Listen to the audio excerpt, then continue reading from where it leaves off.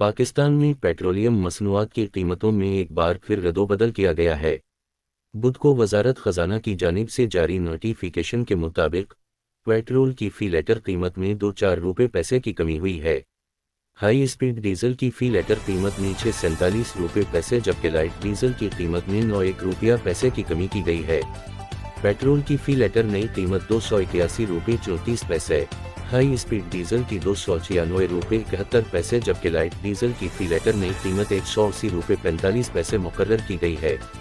उसी तरह मिट्टी के तेल की फी लीटर कीमत 5 रुपये पैसे कम हुई है, जिसके बाद इसकी नई कीमत 204 रुपये 98 पैसे हो गई है। वजारत खजाना के मुताबिक पेट्रोलियम मसनूआत की नई कीमतों का इतलाफ बुध और जमेरात की दरमियानी आधी रात बजे से हो गया है। वजारत खजाना के मुताबिक पेट्रोलियम मसनूआत की कीमतों में रद्दोबदल आइलैंड गैस रेगुलेटरी अथॉरिटी ओगरा की सिफारिश पर किया गया है। निगम वफाकी वजीर इत्तलाआत मुर्तज़ी सोलंकी ने कहा है कि मौजूदा निगम हुकूमत के इंतजामी इक़दामात की वजह से डॉलर की कद्र कम हुई है, जिसका असर पेट्रोलियम मसनूआत की खरीदारी पर भी पड़ता है। उम्मीद है आइंदा दिनों में पेट्रोलियम मसनूआत की कीमतों में कमी वाक़ होगी।